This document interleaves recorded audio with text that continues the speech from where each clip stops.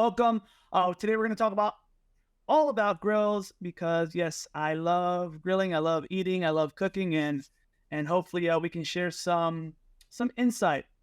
Regardless of where you are in this journey, I'd really recommend download that resource guide. You're going to see there's a lot of links that we have in that guide that talks about what grills to buy, the pros and cons, how to clean a grill, a lot of useful information just baked in that resource guide alone.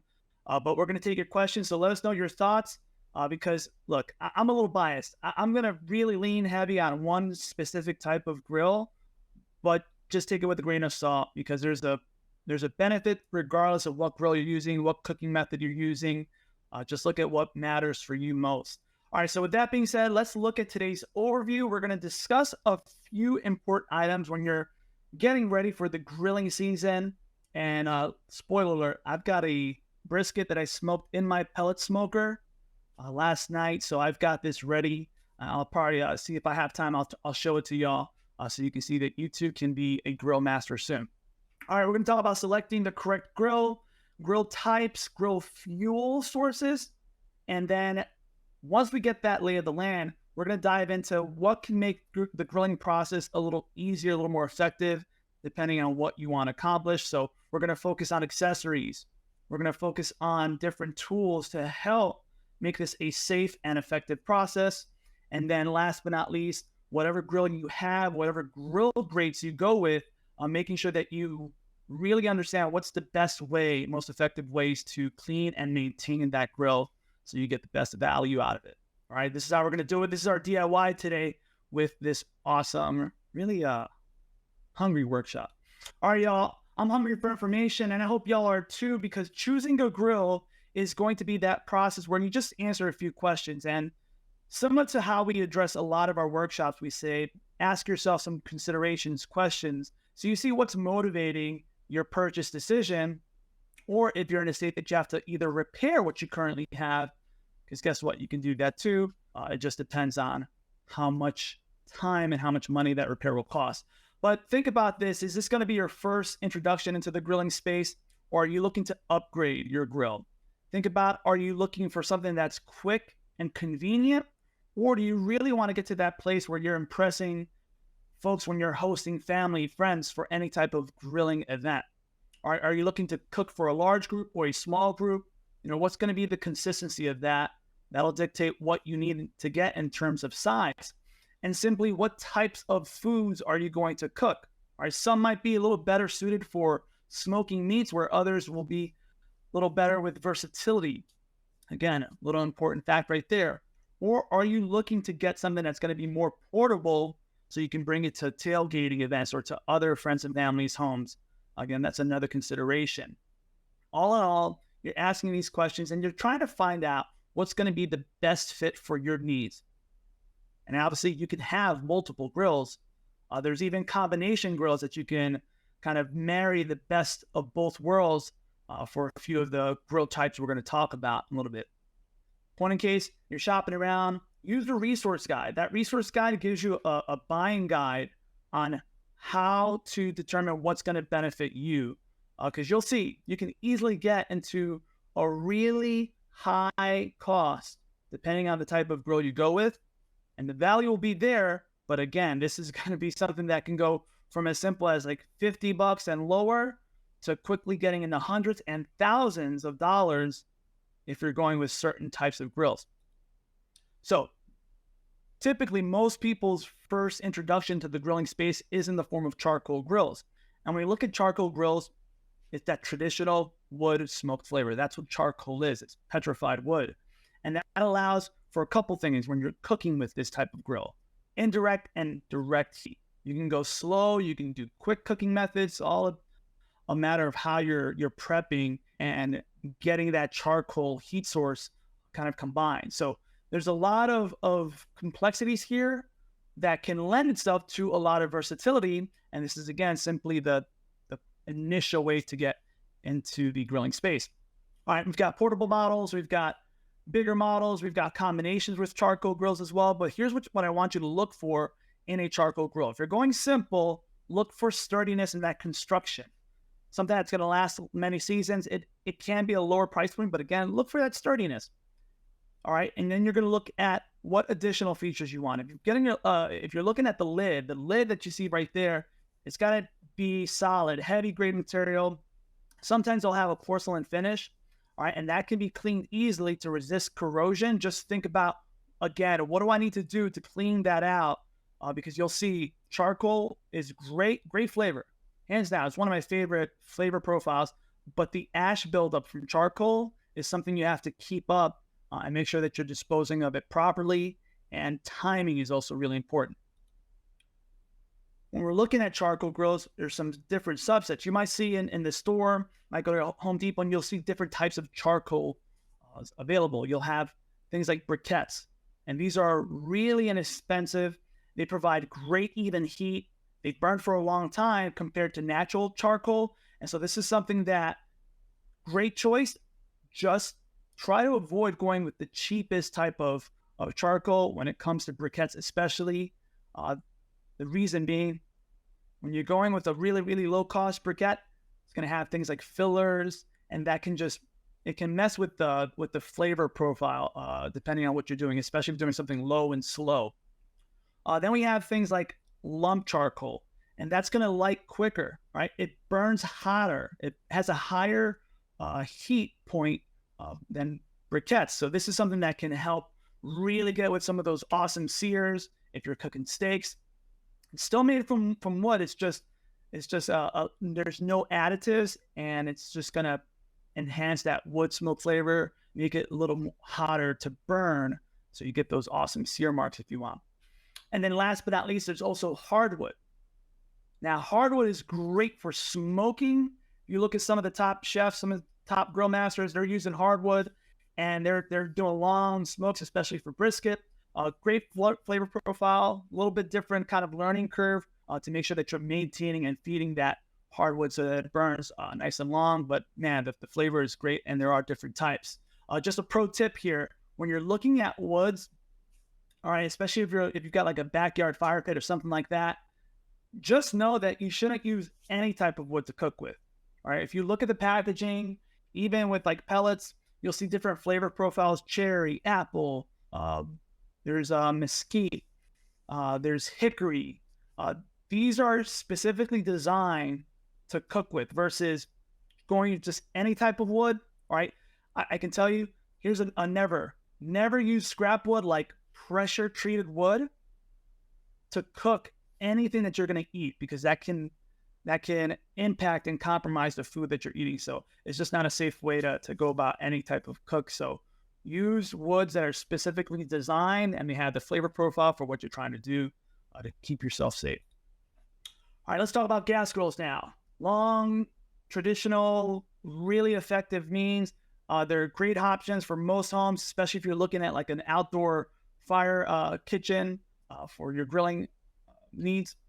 And the source of gas can be either natural gas, or it can get tied into your home if you have natural gas available, or you can have it tied into propane.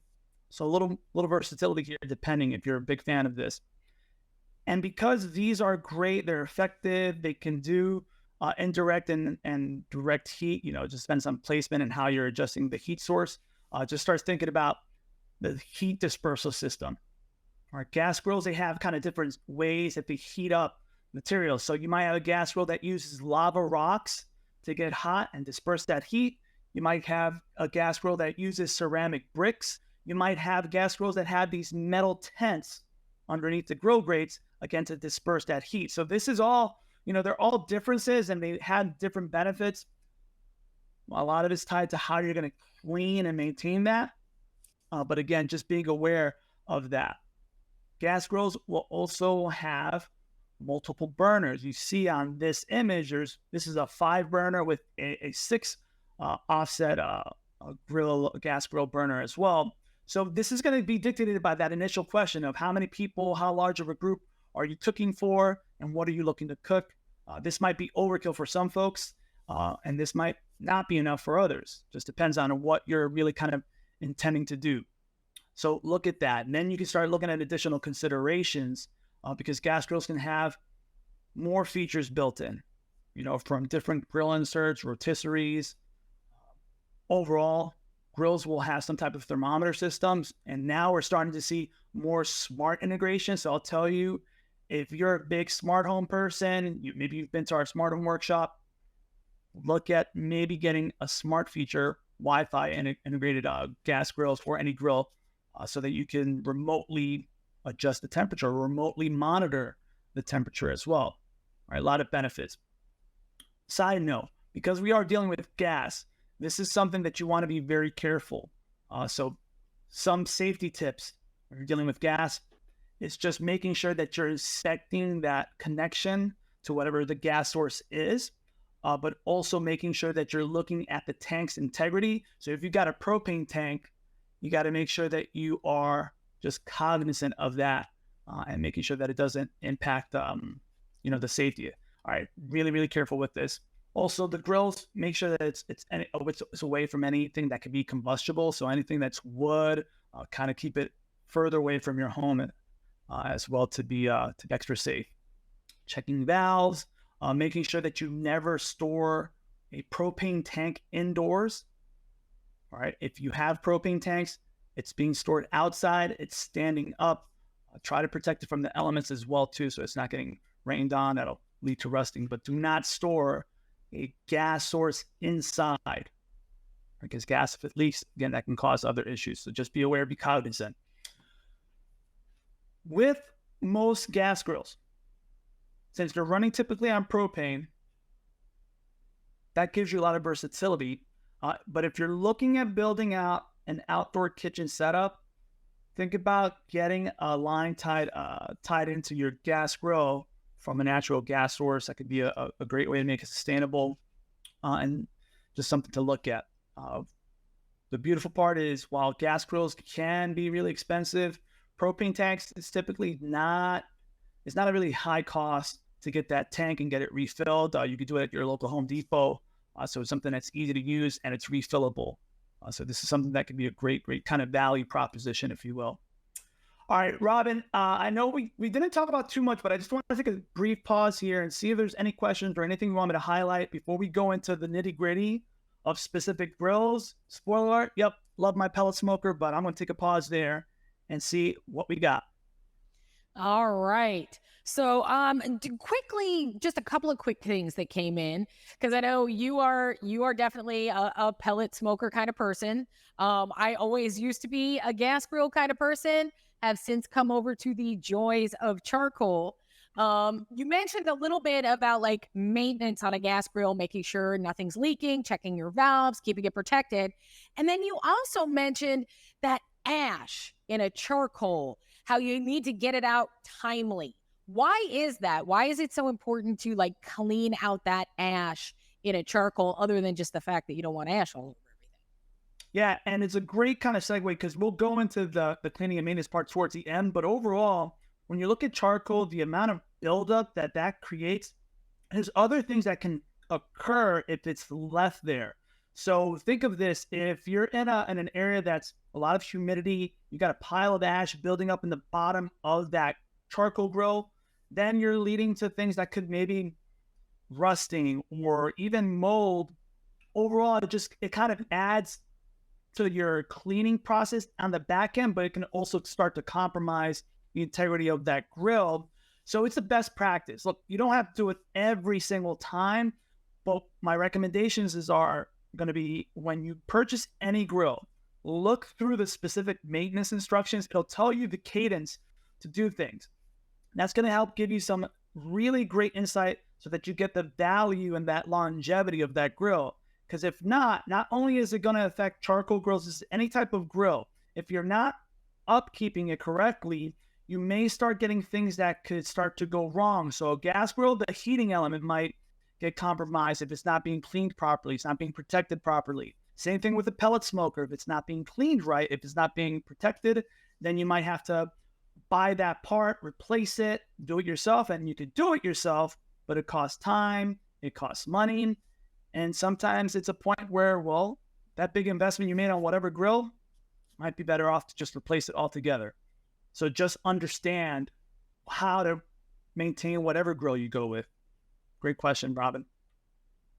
Yeah, and that's a great point. It's like that ash, if it mixes with any type of moisture, rainwater, just humidity, whatever, actually wood ash or charcoal ash, because like Antonio said, charcoal is really just wood, and water actually mix to make lye, which is a heavily basic substance and will actually eventually eat out the metal in the bottom of your grill. And some of these grills can be quite expensive, which I think is a great segue into start going into the types of grills so we can see what we have at all price points. What do you think, Antonio?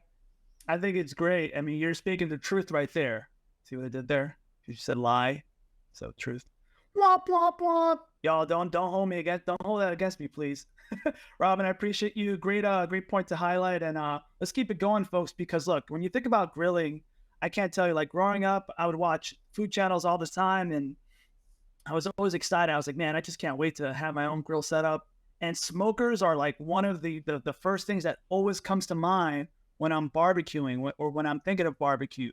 The reason being is you get that great smoke flavor, and you think of low and slow synonymous with smokers. So this is great because it gives indirect heat with smoke, really, really penetrates and gives that outstanding flavor, like the brisket that I just cooked. I can't wait to cut into it.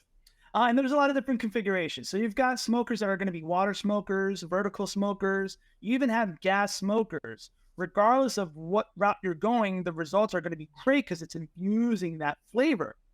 Now, because it's cooking foods at lower temperatures over longer period of times, just make sure that you're always keeping an eye on it.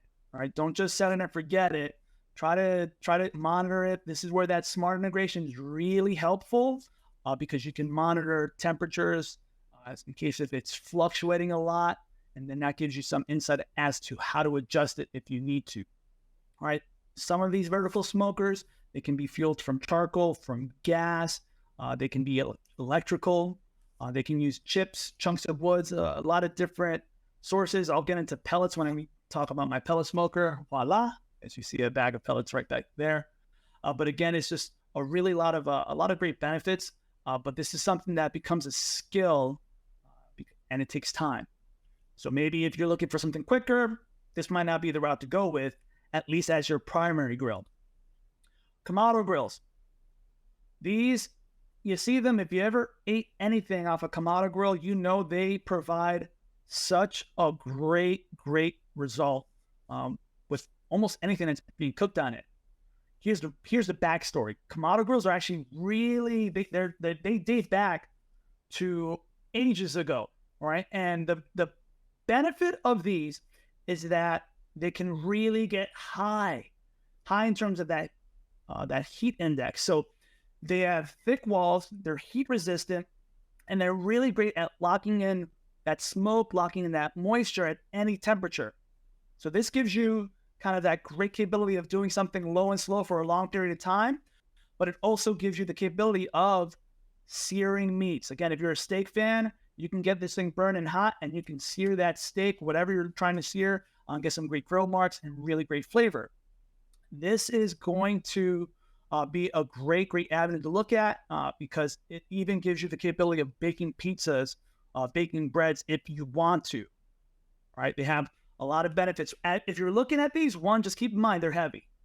They are heavy. All right, I'll talk about that and a little bit of something that can help with transporting this, but they are heavy, right? And they could be a little more expensive as well too. So this is a good avenue to look at. A lot of benefits here.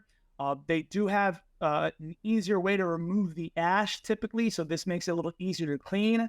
We talked about the things that can happen if you don't clean out that ash, so this helps kind of address that. But you'll notice the design of it too. You're going to think about what additional accessories or space do I need for prep and for, the post cook part too, right? Because they're not as large, not as much room in these typically. Wood pellet grills. Yep. This is the part where I'm going to tell you that I'm biased. I'm a fan of it just because it really creates a consistent, convenient method of cooking with a lot of versatility. Now, the point is here that comes at some trade-off. So love pellet smokers. and gives you kind of the benefits of gas and charcoal, and it uses pellets. All right. If you've never seen these, I'll just show you. These are what the pellets look like. All right. All that is essentially it's compacted or it's compressed wood. So again, we're still using that same fuel source of wood like charcoal, just in a different form. The pellet smoker uses different mechanics to feed these pellets via a hopper, and it transports it to whatever the heating element is with your pellet smokers that you get. Burns it, it creates that flame, that fire, and that smoke. And so this is the reason why you get the best of both worlds in a sense. But there's some maintenance importance here. All right. So you got to make sure that you're properly following instructions for whatever pellet smoker you get. You got to prime it, make sure that hopper is doing its job, it's feeding it. Once you get it going, now you can start getting ready for your cooking meat. So, for example, brisket. Brisket is one of my favorite meats. And I have now replicated smoking brisket almost better than a lot of the places that I've loved eating brisket. I'm doing it at the convenience of my home and my own pellet smoker because I'm priming it. I'm getting that pellet smoker primed. Takes about 10 minutes. Once I get it ready, boom, I prep my brisket. I cut it, trim it, low and slow, set it and forget it. And then there's some additional things that I'm doing. I actually do the Texas crutch, which is using butcher paper to wrap the brisket. Once it gets about 165, 170 degrees, I pop it back into the smoker, finish it off. So it takes total about 10 to 12 hours. And I actually have it sitting in a cooler right now because that just helps lock in the flavors and moisture. All right, I'm going to show you all that at the end if I have time. But I'm sharing this because pellet smokers can get some really awesome results. And it's a little easier learning curve than something like charcoal. Charcoal, you got to make sure that you are really taking the time to burn that fuel source to get it prepped and then create those zones. And so for me, I find pellet smokers being really DIY friendly to get some really impressive results. And it has that incredible smoke flavor. Now, if you're looking at pellet smokers, just think about those additional features I mentioned before. You may want something like Wi-Fi integration so you can monitor the temperature remotely. Right? You can adjust the temperature. There's different price points and different features based on the size of that pellet smoker, but also what can you do in terms of temperature radiation, right? Some of these pellet smokers may not be able to get so specific to, like, let's say if you want to cook something at 230 degrees, right? Some might be limited at just being at less intervals. So my pellet smoker only goes 225, 250, 275, right? It only goes in 25 degree increments. Other higher price points gives you a little more flexibility and versatility with that as well. But big fan of pellet smokers. Great option. One of the things that I do is I clean it out about every 3 to 5 cooks with a shop vac. So I'm cleaning out the ash so that it doesn't build up and block the hopper that feeds the fire pot. All right, another great option to look at too, flat top grills. This is probably going to be on the list of something to get later down the road because big fan of hibachi, and this allows you to bring the benefits of hibachi at home. Great for large groups. Right? It doesn't cost too much, and this can get you a lot of versatility in terms of cooking for large groups quickly. So if you're big into breakfast, think about the possibilities of just being able to crank out some awesome breakfast meals for large groups. One of the things that's really great about this is that they're a little easier to clean. They're easier to clean, but I'm going to give a little asterisk there because you got to be careful. If you've ever been to hibachi or you're familiar, when you're cleaning this right when you're done, so you got to make sure it's still hot and you're using like a steam towel with some type of extended handle so that you're giving yourself separation. Because the moment that you clean this with that scraper or that towel that's wet, it steams up a lot. So you got to make sure that you're not in the presence or in the area where that steam is going to shoot up, all right? That can burn you, so just be careful if you go with this style of a flat top grill, because when you're cleaning it, that's when something can happen that you want to be safe and sound with. So great option to look at for large groups, but the cleaning process, it's easy, just be careful because of that steam. That steam can be really unforgiving. Electric grills here. Now, this is something that can be integrated with like a pellet smoker. You plug it in. It's an electric uh, powered grill. But what I want to focus on this is if you're looking at something for portability, something like an electric grill might be a great option. Or if you're looking at something that serves well in a smaller space, this might be an option as well. So this is going to give you still great utility. If you like to go camping, you don't want to go with the fuss and muss of gas, whatever it is, and you have some type of portable power source, you got an electric grill, and you can do some great things with it as well. So it's something that is a good option if you want something portable and really kind of just limits the other things that you might need in terms of fuel sources. Electric grill is a good option to look at. And this is kind of overall that point I spoke to earlier. When we were talking about gas grills versus charcoal grills. Outdoor kitchens is a great way to really just enhance your outdoor space, depending on a lot of different things. Now, if you get a chance, check out our workshops of curb appeal projects, check out our outdoor living projects. We go a little deeper into that specific workshop with this specifically, but you can actually create a great outdoor kitchen space. And 9 times out of 10, people are using gas grills. It's just a more intuitive setup. And you can have a second kitchen that works really well. Just think about what you're going to need in addition to make that happen. You can take this on as a DIY. There's actually some really cost-effective ways if you use concrete. It just takes a lot of time, a lot of research, but something that is worth exploring if you're going to do a lot of cooking outdoors and you're a big fan of barbecuing. All right, Robin, I'm going to take a time out here because I see some questions coming in and you're doing a great job of keeping up with it. But is there anything that we should maybe highlight or share? What you got? Yeah, I've got a couple of things that I think, we should both highlight and just go over again. So Stephanie had a great question about how far should that gas grill be away from your home? It's like we're putting these grills out. You say you don't want them close. What should that distance be for safe grilling? Yeah, make sure you read the manufacturer instructions. It'll tell you that minimum requirement, but typically I know for my grill, it's got to be, I think it's recommended about 8 to 10 feet away. That's just for my grill specifically. So just whatever grill you purchase, just read the instructions. It'll tell you what's the recommended distance. The rule of thumb is just trying to be proactive at anything that could potentially combust. You want to limit exposure to those type of materials just to keep yourself safe. Generally speaking, anytime you're grilling too, you want to be monitoring that grill. So don't leave it unattended, like, just how we say in fire safety with not leaving a candle lit and not watching it. Always just keep an eye on that grill. Even if it's a smoker, even if it's something low and slow, it's taking a long time, you want to have a visual on that just for whatever reason. A flare-up could happen, and it's happened to me. I've had a flare-up with my pellet smoker. When I opened up, I looked at the roasted lamb. Well, the roasted lamb was literally roasting. It was like just burning in flames. I was like, wow. Fortunately, it still tasted good.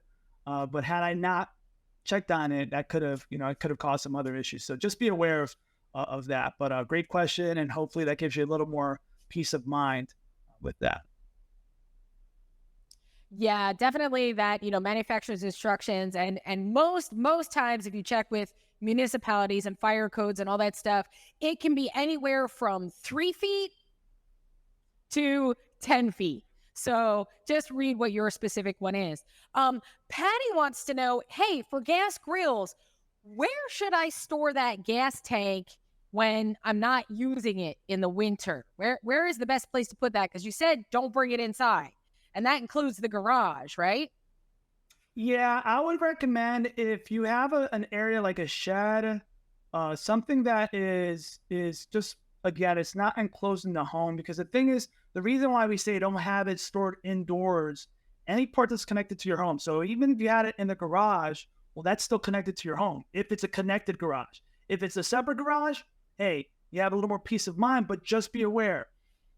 What happens with gas? Gas, this doesn't matter what container it is. Gas is always releasing even microscopic fumes. It could be very, very tiny, which isn't as hazardous.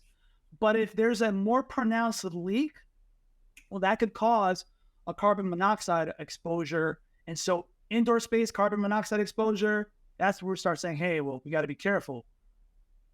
Just think about an outdoor space, whether it's a shed or something that's not attached to your home, and then try to make sure that it's protected from the elements so it's not getting rained on, because then that'll accelerate the rusting of that. So outdoor space, rule of thumb, not connected to your home and protected from the elements. Hopefully that gives you some additional insight on some areas where you can store that to be safe and sound. Yeah, I mean, the good news is that freezing temperatures do not affect propane or the tanks. So it's totally fine to leave them outside. Maybe just put a tarp over them to keep them out of the elements. But freezing, or even if you have a grill cover, if you leave your grill outside and leave it covered and it's one of those long ones, that's totally acceptable. The temperatures will not affect your propane tank at all. So they can be left outside. I got one more quick question before you move on, and then I'll pick up the rest. Wanda really wants to know, hey, can I put like regular wood into a pellet stove? I'll pick up the rest and you move on from there. Awesome. Thank you, Robin. So the fuel source is going to be depending. So pellet smokers are designed to be fed with pellet chips. So this is what has to go in to your pellet smoker. All right. If it's a pellet smoker, you got to use these. You can't just use any type of wood because it can block the hopper system and it can clog it and block it. So then you're dealing with other issues that could actually damage the pellet smoker. So this is, again, we'll reiterate, you always follow whatever the manufacturer's instructions are. There are combination grills out there. So I'll say we didn't cover that, but there are combination grills where you can get a gas charcoal combo. You can get a pellet smoker gas combo, different combinations. So you get the best of both worlds, but it starts to increase the cost of that grill and it makes it a little more complex on how to maintain it. Great choices, great avenue to look at, but just make sure that you are not just kind of saying, hey, you know what, it's all wood. Because if you go that route, well, you can start damaging other things and then you have to repair it, or then you're going to write us an email and blame Antonio, and I don't want that. So hopefully that gives some peace of mind on that. All right, y'all. So let's keep moving on. This was actually a good segue. That previous question that came up about how to store that propane tank, how to protect it from the elements. And this is actually going to be under the umbrella of grill accessories. There's a lot of different things here that are going to help with maintenance as well as cooking. So you see a picture here on the PowerPoint slide of a gas grill cover. 9 times out of 10, I'm going to want you to get a grill that includes this as part of the purchase. If for whatever reason it's damaged or didn't come with one, go ahead and just purchase one. You can actually get a universal type of gas grill or grill cover in general, and you want to protect it. This is a best practice. Cover it from the elements. That's going to protect it. If you have a gas tank, a propane tank there, it's going to protect it from the elements. It's going to protect the grill overall from the elements as well. So grill cover, absolutely. You might even want to think about getting some type of covering for the floor. All right, if you have your grill on a deck, this can help protect the deck. So think about getting a cover on the floor as well. Temperature. I'm big on temperature. Anytime I'm cooking, I know some people are like, oh, don't stab the meat because then it's going to lose juices. That's just part of me. I want to make sure that I'm as accurate as possible. So get a few different types of temperature gauges. Get one that's really compact so that you can stab it and get a digital readout. There is also probe temperature probes that will connect to your grill. So for my pellet smoker, I can tap into it and it'll read out the temperature reading wherever I place that probe. FYI, any type of meat that you're cooking, make sure that you are not probing in any of the fatty areas. Fat has a higher heat point. It gets hotter quicker. So it might give you a false reading. For those of you, if you ever cooked and you're like, why is this so high? Well, check where where you probed it. It might be I'm giving you a false reading if it's in that. I'm actually a big fan of this too.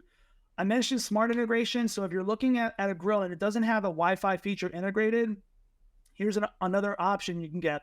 So I purchased a Meter Plus. All right, this is the brand.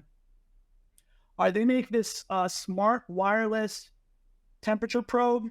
So I can insert it past there's a little ridge here. Once I go past that ridge, it actually allows me to get a more accurate readout. And then I can use my smartphone with the downloaded app, and I can monitor my cooks remotely for whatever I'm doing. So that's actually what I use when I'm doing something like a brisket smoke, low and slow. I get to check it out on my app and see if it's ready to pull it out, wrap it in butcher paper, whatever it is. So great tool. Just get temperature probes. Anyway, I'm a big fan of the smart ones because they give you that mobility. And then light as well. If you're cooking at night, like I did, sometimes it's a little harder to see. So I actually use a headlamp. That just helps me free up my hands, and it gives me that direct light to look at whatever I'm cooking if I'm doing a long, low and slow cook. So headlamp is like my little personal tip that I like to share. Some other accessories that you might want to get or look into, or it's going to be depending on what you're looking to cook. So if it's something like baking pizza, grilling veggies during a rotisserie, there's an option out there for almost anything and everything that you can think of. That's where you'll start seeing what's available, right? So when you're buying that grill, think of what grill options or what grill accessories there are available that will attach to it. And then a couple more things. Here, I'm going to start off with safety. So just make sure that you're protecting yourself. Or the last thing you want to do is burn yourself. So any type of covering that's going to be extending long on your arm just gives you additional protection. So I like to use longer oven mitts for my grill. Think of getting maybe silicone mitts, whatever it is, get some type of heat protection that extends far just to give you additional safety there too. If you're getting things like a hibachi, just look at those tools that make the cook easier. So you can get a flat top or hibachi tool set that has everything you will need for that. I'm actually a big fan of getting a dedicated grill kit that has almost everything that you can need from almost anything. So this is a kit that I purchased. I mean, this is probably like 7 years ago I got this. And it has everything from a large cutting knife that also serves as a spatula. I've got my long tongs. I've got a knife. I've got a fork. I've got scissors. I've got even metal skewers. And so all of this I keep it in my kit here. So anytime I'm working on my grill, this is just for my grill. I'm not using it for anything else. And it just makes it a lot easier. I did a roasted leg of lamb. I took out the netting and I used my metal skewers to keep it all intact. Bada bing, bada boom. I got my roasted lamb. Smoked low and slow, beautiful, delicious. I love it. What you'll notice is what's important is your grill accessory, your grill tools need to have a long handle. That just gives you, again, that safety so that you're not getting burnt, not getting hurt. So whatever route you go, make sure that you get items that have a long handle. That's why you look at any grill accessory, it has a long handle. That's just to keep you safe. I'll make a mention here. This is just a good thing to know. At the Home Depot, we have a truck and van rental service. So if you do end up buying maybe a gas charcoal grill combination or any grill that might be really large, this might be something that could be helpful just to transport that item if you're not getting delivered or whatever it may be. This is just an option we like to share out there. Really helpful. And maybe you didn't know, but we've got this available. All right, we're going to talk about cleaning grills.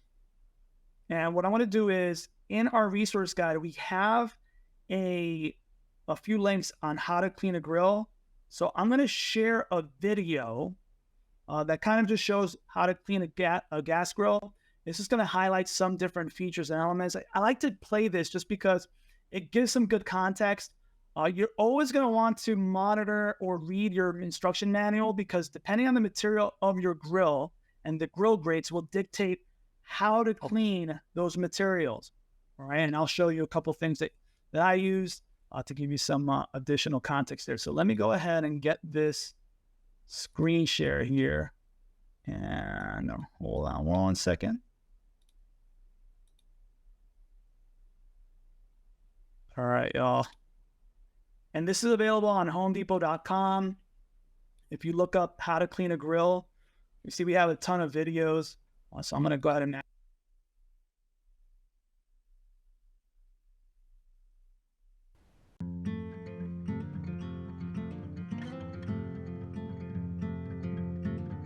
Everyone loves grilling out, whether it's with your family or a large gathering of friends. To keep your gas grill in top cooking condition, you should thoroughly clean it at the beginning of each grilling season. Regular cleanings will help extend the life of your grill parts. Begin by preheating the grill for 15 minutes on high heat. This will loosen any leftover food and grease and make it easier to remove.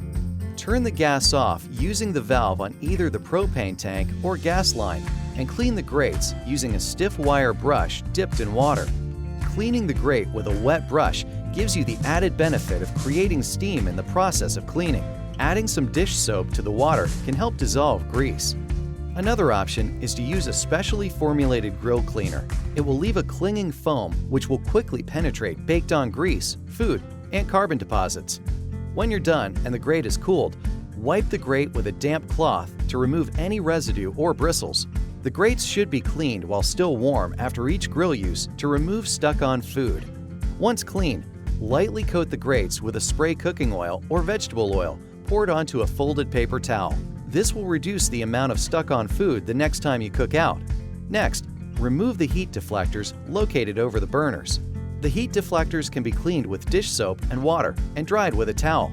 This will reduce future flare-ups. Next up, remove the burners themselves.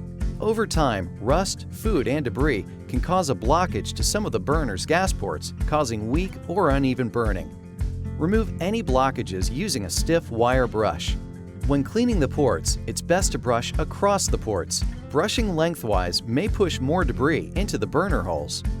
Clean the burner valve with soapy water and be sure to run water through the inside of the valve to remove any debris. While the cookbox is empty, clean it using a brush and warm soapy water, then move on to the underside of the lid. It's best to remove the propane tank below and place a bucket under the cookbox to catch the dirty water. Then just rinse with a garden hose. Towel dry the burners and reinstall them. When washing the outside of a stainless steel grill, use a specially formulated stainless steel cleaner. Use a microfiber cloth and clean the outside of the grill with the grain of the stainless steel for best results. Ceramic, porcelain, and painted steel surfaces can be cleaned using soap and water. Covering your grill between uses will help keep it clean and extend its life. If you're storing the grill outdoors, you can keep the propane tank attached. If storing indoors, always remove the propane tank and keep it outside, away from direct sunlight. If any grill parts eventually do fail, there are replacement parts available at your nearby Home Depot store or online at homedepot.com/grills. just context there, just showing you kind of high level, some things to look for when you're cleaning your grill. That was specific to a gas grill, but there's some key takeaways there. You saw about storage, about cleaning the outside as well, and the different elements. So it's just good to kind of check all of that, because trust me, it will prevent some issues you might have down the road if you're aware of that, beforehand. All right, so let's show a couple items here. There's a couple tools that you might want to get. Some type of cleaning brush with a scraping grate, great steel bristles, different configurations. Just make sure that you are cleaning these. It's even recommended to kind of throw these out annually if you're using them. They don't cost a lot. I am a big fan of this one. So this is a stone, it's earthstone cleaning block, and it's a more environmentally safe option. So it kind of it recycles stone elements, limestone and some other stuff. And what you'll see is when I'm cleaning my grates, this actually forms to the grates and it cleans it up. So this is a nice quick clean way to get that gunk off. And then I'm going after it with a wet rag and just wiping off any debris that might have. Really big fan of that. You can get dedicated cleaners, things like that. Citrus Safe barbecue grill cleaner spray is a great option to look at. And you can even do things like using an onion or a lemon with kosher salt to help clean your grill grates too. So a lot of different ways, a lot of different tools to use so that you can get those effective results. Now, again, we talked about charcoal, remove that ash. Cleaning the grates is great for any grill grate you have. Just think of the material you have. So it can be either cast iron, it could be stainless steel, it could be just plain steel, it could be porcelain coated. Let's just be aware of that. You want to minimize, and probably I wouldn't recommend using these in a dishwasher. Sometimes the high heat of a dishwasher can erode any type of coating. It can cause rusting, things like cast iron. You don't want to get that immersed and left wet because it'll rust over time. Then you got to go through a whole process to get that removed. So just a couple tips here to share. Again, you're going to always make sure that you're looking at the manufacturer's instructions. It'll talk you through the cadence of what to do and when to do it. But look at what do you need to do right now at the start of this grilling season that we're approaching, so that you're cleaning whatever grill you have currently.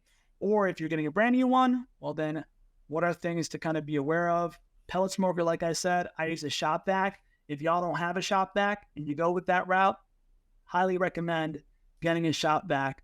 If you're going to get a pellet smoker especially, it'll help with that and some other projects as well. All right, time has come, the final Q&A, Robin. Let me know what should we cover, and I think we have enough time to do a reveal on my brisket. So talk to me, Robin. What you got? All right. So we've talked about a lot of different kinds of grills today, types and fuels and all these other things. Could we just give a quick primer on what's the best grill for a beginner? Keep it simple. If you want to just test out the waters, get something really cheap, like a basic charcoal grill. Robin has one actually in the background of her set right there. Robin, you want to show that off really when you get a chance? That's go cheap. Go cheap with something like that, just so you can test out and see how you like that. As much as I want to say go with a pellet smoker, that's going to cost a few $100s.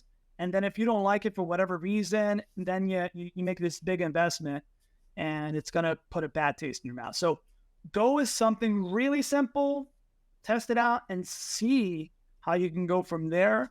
It's really doable.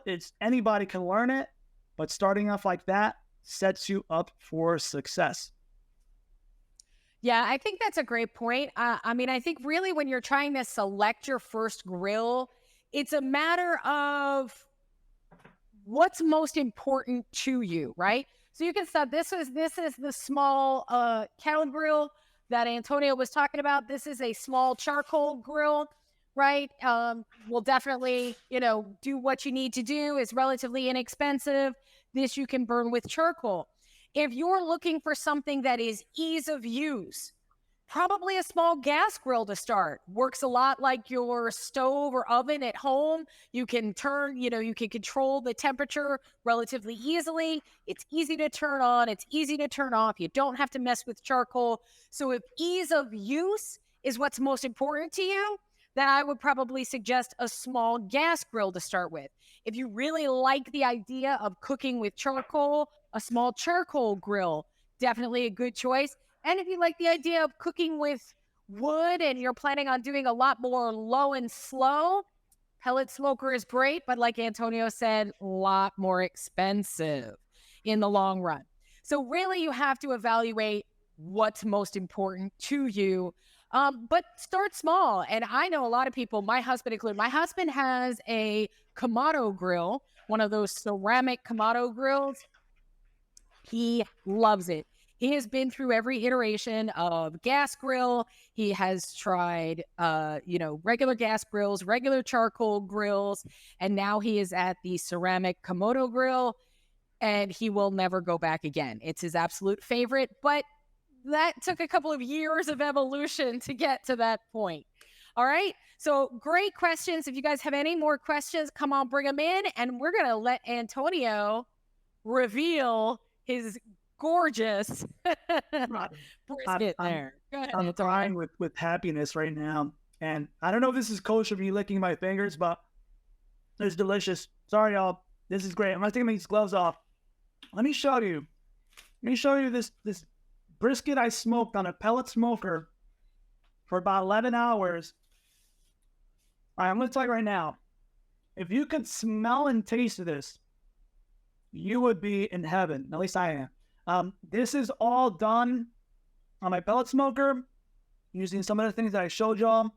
Trust me, if I cut into this, you would see beautiful smoke rings. It's got a nice even wiggle to it. Look at that. Look at that thing. When it wiggles like that, that means it's a good, juicy cut of meat, y'all. I'm getting ready to dive into that, share with my girlfriend, and we're going to dine in and enjoy that meat. Y'all, I hope y'all had a good time. I hope it's making your mouth water, because it is for me. And the key thing here is we were walking through just considerations, things about how to get the best options for you and how to make sure that you protect that investment, keeping yourself safe. So regardless of what grill you go with, whatever fuel type, and any accessories, all the tools, and knowing how to clean it, just keep yourself safe so you can enjoy cooking with your family, your friends. That's what it's all about. It's feeding your soul, feeding your stomach. And I hope that we fed y'all just a little more confidence and tips to go about this the best way that works for y'all. Look, it's a pleasure doing these workshops. And Robin, I want to give you a sincere thank you. Muchísimas gracias. You're always a great partner to work with. But folks, this is truly an honor. All the questions you asked, hopefully we gave you some good insight. Reach out to our inbox, workshopslive@homedepot.com if you got more questions. But we truly appreciate this opportunity to support you as fellow homeowners. So 2 simple words from myself, Robin, and the whole team here at the Home Depot. Thank you. Muchísimas gracias. And folks, enjoy the rest of your day. Bye, all.